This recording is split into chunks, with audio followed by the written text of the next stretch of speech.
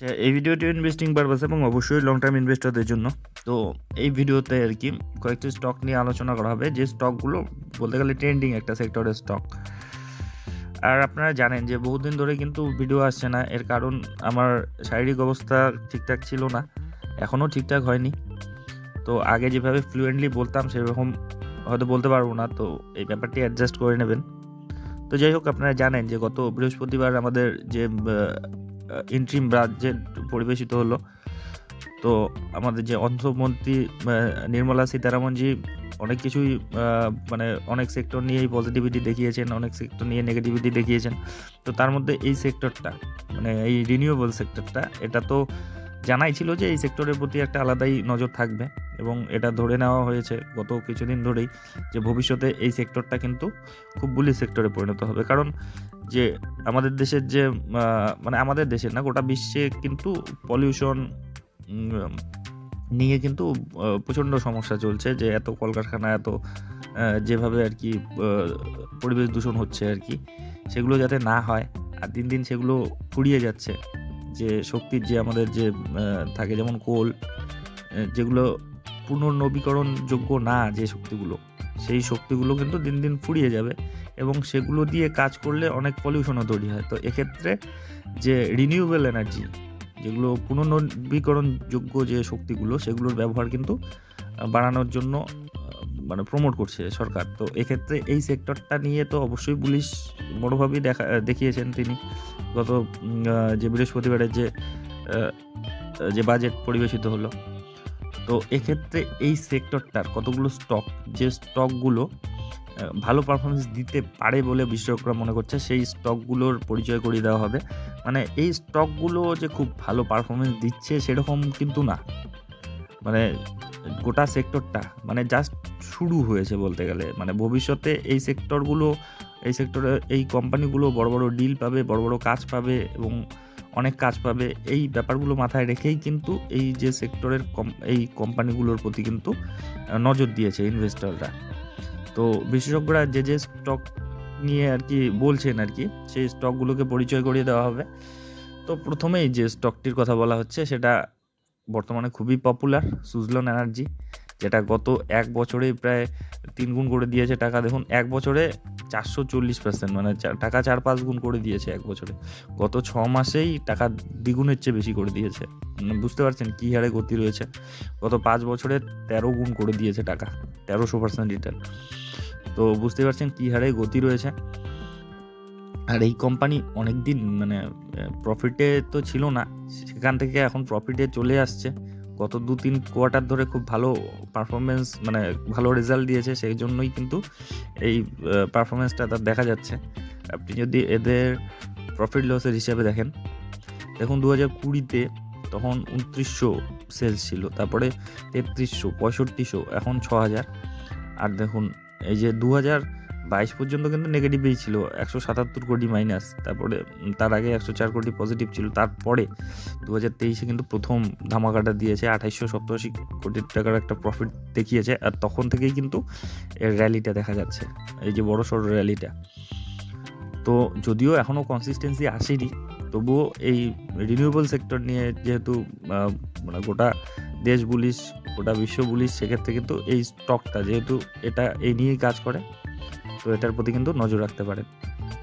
তো এর পরের যেটা কোম্পানি রয়েছে সেটা হচ্ছে বড়শিল রিনিউয়েবল এনার্জি, যেটা যদি রিটার্ন দেখেন গত এক বছরে তেমন কোনো রিটার্ন দেয়নি, 23.91% মতো রিটার্ন দিয়েছে। গত 6 মাসে 25% মতো রিটার্ন দিয়েছে, মানে ইদানিং একটা কিন্তু গতি আসছে। গত 5 বছরের হিসাবে দেখলে 186% মতো একটা কিন্তু রিটার্ন। তো যাই হোক, এর যদি আপনি ফান্ডামেন্টাল প্যারামিটারগুলো দেখেন, 8165 কোটির মার্কেট ক্যাপিটাল, স্মল ক্যাপ ধরনের কোম্পানি, প্রাইস আর্নিং রেশিও প্রচণ্ড হাই রয়েছে। এর থাকার কারণও রয়েছে, বর্তমানে 600 টাকার আশেপাশে চলছে। দেখুন এদের সেলস কিন্তু ইদানিং প্রচণ্ড বৃদ্ধি পাচ্ছে। 2018-তে 633 কোটি ছিল, এখন সেটা 1300, মানে দ্বিগুণ প্রায় করে ফেলেছে।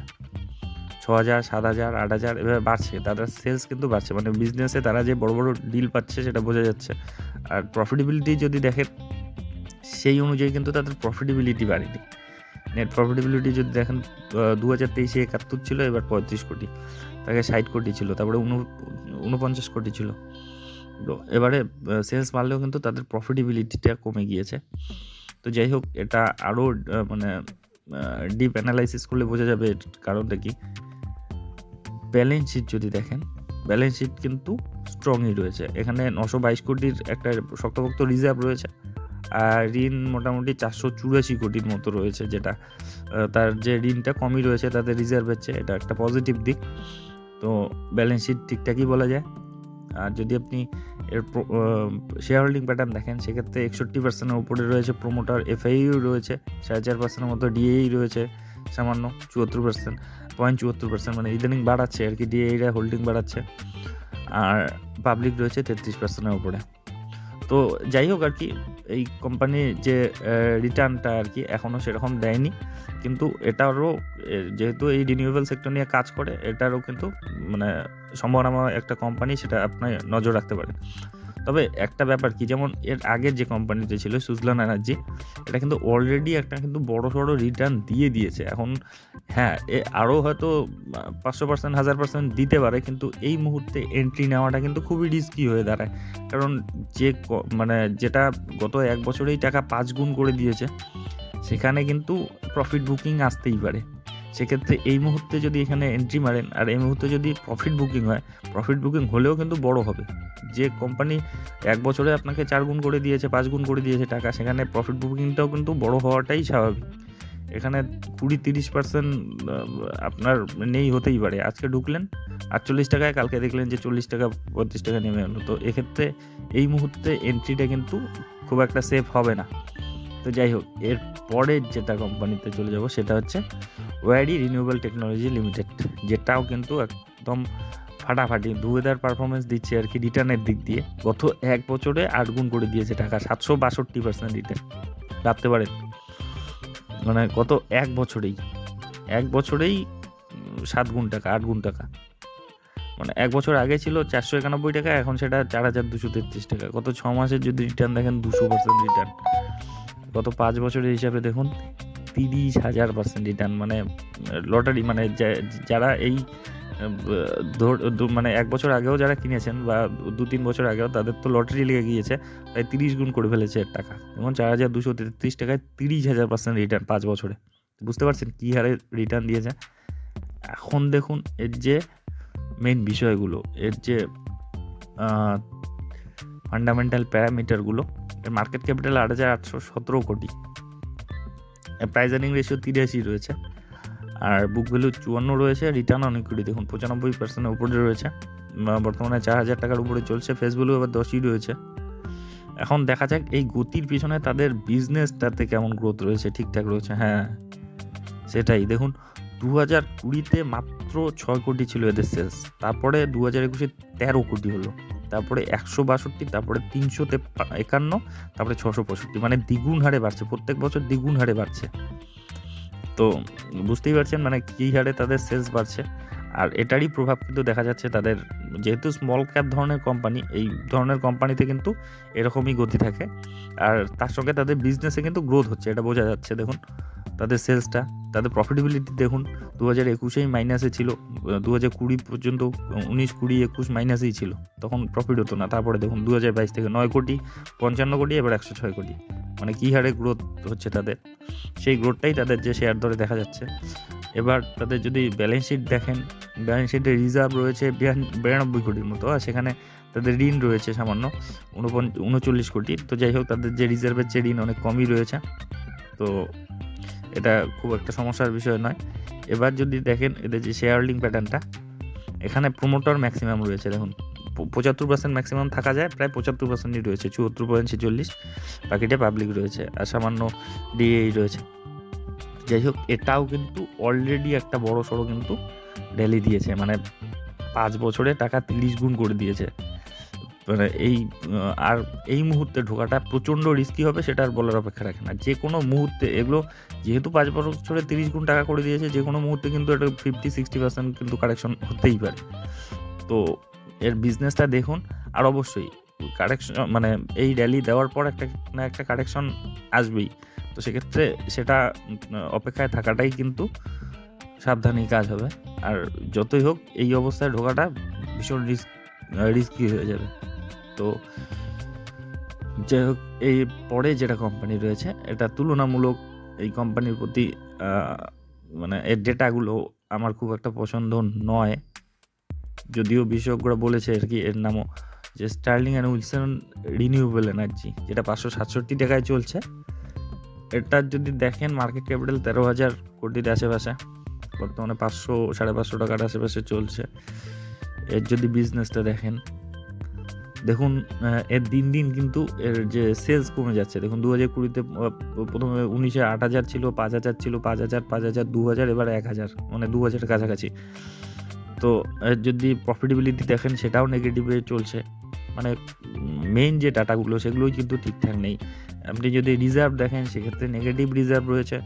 তারপরে ঋণ দিন দিন বাড়ছে, 446 কোটি ছিল 2022-এ, তারপরে 2,000, এবার 500 হয়েছে। ওভারঅল খুব একটা কিন্তু মানে কোনোটাই কিন্তু পজিটিভিটি কিচ্ছু দেখাচ্ছে না। কিন্তু এখানে সবচেয়ে আর কি চোখে লাগার মতো যেটা হচ্ছে শেয়ার হোল্ডিং প্যাটার্নটা। এখানে দেখুন 52% মতো রয়েছে প্রোমোটার, এফআই রয়েছে 11%। মানে ইদানিং যে প্রোমোটাররা মাল বেচেছে আর কি, সেটা কিন্তু ম্যাক্সিমামটাই এফআইআই নিয়েছে এবং ডিএই নিয়েছে, পাবলিক সামান্য কিছু নিয়েছে। তো এক্ষেত্রে এটাই অবাক করার ব্যাপার, মানে এত বাজে অবস্থায় যে ডেটাগুলোর, তবুও কিন্তু এফআইডিএ যথেষ্ট পরিমাণে ভরসা দেখাচ্ছে। তো সেই জন্যই এই কোম্পানিটিকেও আপনারা নজরের মধ্যে রাখতে পারেন। তো এরপরে যেটা কোম্পানি রয়েছে সেটা সর্বপরিচিত এবং সবচেয়ে ভরসাযোগ্য, যেটা মানে আমাদের ভারতীয় বাজারে পাওয়ার সেক্টরের মধ্যে, এনার্জি সেক্টরের মধ্যে কিন্তু একেবারেই একদম প্রথম সারির, যেটা টাটা পাওয়ার কোম্পানি। এটা দেখুন এটাও কিন্তু খুব স্লো চলে, কিন্তু দেখুন ইদানিং কিন্তু ভালো গতি এসেছে। গত 1 বছরে 90%-এর মতো কিন্তু রিটার্ন দিয়েছে। গত 6 মাসের হিসাবে দেখুন 65%-এর মতো রিটার্ন দিয়েছে। তো বুঝতেই পারছেন কী হারে গতি এসেছে। গত 5 বছর হিসেবে দেখলে 500%-এর আশেপাশে রিটার্নটা দিয়েছে। এই যখন থেকে এই রিনিউয়েবল এনার্জি এসব নিয়ে কথা হচ্ছে তখন থেকেই কিন্তু এই সেক্টরগুলিতে ভালো রকম গতি এসেছে। এর চার্টটা দেখলেই বুঝতে পারছেন। দেখুন 2012 থেকে 2020 পর্যন্ত কোনো কিন্তু গতি নেই, ধীরে ধীরে নিচের দিকেই আসছিল, কোনো রিটার্ন নেই। এই রিটার্নটা দিল এই যে কিছুদিন ধরেই। তো যাই হোক, যেটা বর্তমানে 390 টাকার আশেপাশে চলছে। আর এটার ফান্ডামেন্টাল প্যারামিটারগুলো নিয়ে তো বলার কিচ্ছু নেই। লার্জ ক্যাপ ধরনের কোম্পানি, টাটা গ্রুপের কোম্পানি।